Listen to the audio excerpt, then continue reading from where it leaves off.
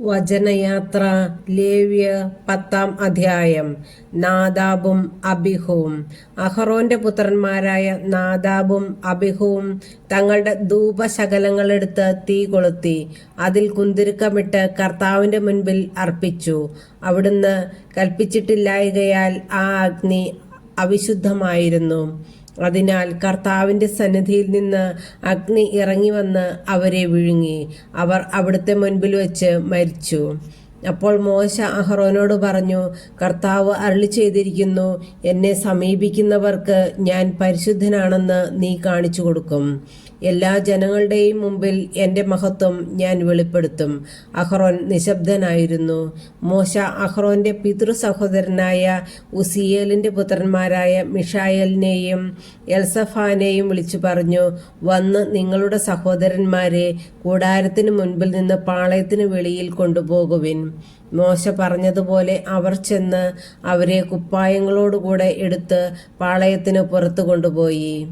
അനന്തരം മോശ അഹറോനോടും അവന്റെ പുത്രന്മാരായ എലയാസറിനോടും ഇത്താമറിനോടും പറഞ്ഞു, നിങ്ങൾ തല നഗ്നമാക്കുകയോ വസ്ത്രം വലിച്ചു കീറുകയോ അരുത്. അങ്ങനെ ചെയ്താൽ നിങ്ങൾ മരിക്കുകയും ജനം മുഴുവന്റെയും മേൽ ദൈവകോപം നിപതിക്കുകയും ചെയ്യും. എന്നാൽ ഇസ്രായേൽ ഭവനം മുഴുവനിലുമുള്ള നിങ്ങളുടെ സഹോദരർ കർത്താവ് അയച്ച അഗ്നിയെക്കുറിച്ച് വിലപിച്ചു കൊള്ളട്ടെ. കർത്താവിന്റെ അഭിഷേക തൈലം നിങ്ങളുടെ മേൽ ഉള്ളതിനാൽ നിങ്ങൾ സമാഗമ കൂടാരത്തിന്റെ വാതിൽ വിട്ട് പുറത്തു പോകരുത്. പോയാൽ നിങ്ങൾ മരിക്കും. അവർ മോശയുടെ വാക്കനുസരിച്ച് പ്രവർത്തിച്ചു. പുരോഹിതർക്ക് നിയമങ്ങൾ. കർത്താവ് അഹറോനോട് പറഞ്ഞു, നീയും പുത്രന്മാരും സമാഗമ കൂടാരത്തിലേക്ക് പോകുമ്പോൾ വീഞ്ഞോ ലഹരി സാധനങ്ങളോ കുടിക്കരുത്. കുടിച്ചാൽ നിങ്ങൾ മരിക്കും. ഇത് നിങ്ങൾക്ക് തലമുറ തോറും ശാശ്വതമായ നിയമമായിരിക്കും. വിശുദ്ധവും അവിശുദ്ധവും ശുദ്ധവും അശുദ്ധവും നിങ്ങൾ വേർതിരിച്ചറിയണം. കർത്താവ് മോശ വഴി കൽപ്പിച്ചിട്ടുള്ളവയെല്ലാം അനുഷ്ഠിക്കാൻ നിങ്ങൾ ഇസ്രായേൽ ജനത്തെ പഠിപ്പിക്കുകയും വേണം.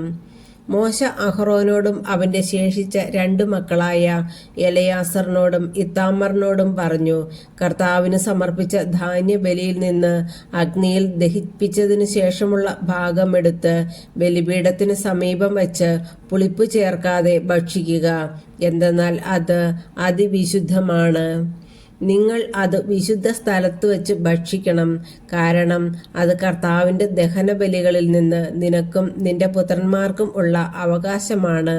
ഇങ്ങനെയാണ് എന്നോട് കൽപ്പിച്ചിരിക്കുന്നത്. എന്നാൽ നീരാജനം ചെയ്ത നെഞ്ചും കാഴ്ചവെച്ച കുറകും ശുദ്ധിയുള്ള ഏതെങ്കിലും സ്ഥലത്ത് വെച്ച് നീയും നിന്റെ പുത്രന്മാരും പുത്രികളും ഭക്ഷിച്ചുകൊള്ളുവിൻ. ഇസ്രായേൽ ജനത്തിന്റെ സമാധാന ബലികളിൽ നിന്ന് നിനക്കും നിന്റെ സന്തതികൾക്കുമുള്ള അവകാശമാണത്. അർപ്പിക്കാനുള്ള കുറവും നീരാജനം ചെയ്യാനുള്ള നെഞ്ചും ദഹനബലിക്കുള്ള മേധസ്സോടുകൂടെ അവർ കർത്താവിന്റെ മുൻപിൽ നീരാജനം ചെയ്യാൻ കൊണ്ടുവരണം. കർത്താവ് കൽപ്പിച്ചിട്ടുള്ളതുപോലെ നിനക്കും നിന്റെ മക്കൾക്കും നിത്യമായി നൽകിയിരിക്കുന്ന അവകാശമാണത്. അനന്തരം മോശ പാപപരിഹാര ബലിക്കുള്ള കോലാടിനെ അന്വേഷിച്ചപ്പോൾ അത് ദഹിപ്പിക്കപ്പെട്ടിരിക്കുന്നതായി കണ്ടു.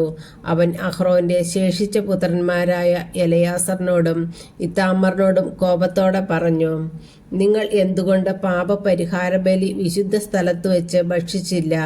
അത് അതിവിശുദ്ധവും സമൂഹത്തിന്റെ കുറ്റം വഹിക്കാനും കർത്താവിന്റെ മുൻപിൽ അവർക്കു വേണ്ടി പരിഹാരം അനുഷ്ഠിക്കാനും ആയി നിങ്ങൾക്ക് തന്നിരുന്നതുമാണല്ലോ. അതിന്റെ രക്തം നിങ്ങൾ കൂടാരത്തിനകത്ത് കൊണ്ടുവന്നില്ല. ഞാൻ നിങ്ങളോട് കൽപ്പിച്ചിരുന്നതുപോലെ നിങ്ങൾ അത് വിശുദ്ധ സ്ഥലത്ത് വെച്ച് തന്നെ ഭക്ഷിക്കേണ്ടതായിരുന്നു. അപ്പോൾ അഹ്റോൻ മോശയോട് പറഞ്ഞു, ഇതാ ഇന്ന് അവർ തങ്ങളുടെ ദഹനബലിയും പാപപരിഹാര ബലിയും കർത്താവിന്റെ സന്നിധിയിൽ അർപ്പിച്ചിരിക്കുന്നു. എന്നിട്ടും ഇവയൊക്കെ എനിക്ക് സംഭവിച്ചു. ഞാൻ ഇന്ന് പാപപരിഹാര ബലി ഭക്ഷിച്ചിരുന്നുവെങ്കിൽ കർത്താവിന്റെ ദൃഷ്ടിയിൽ അത് സ്വീകാര്യമാകുമായിരുന്നോ?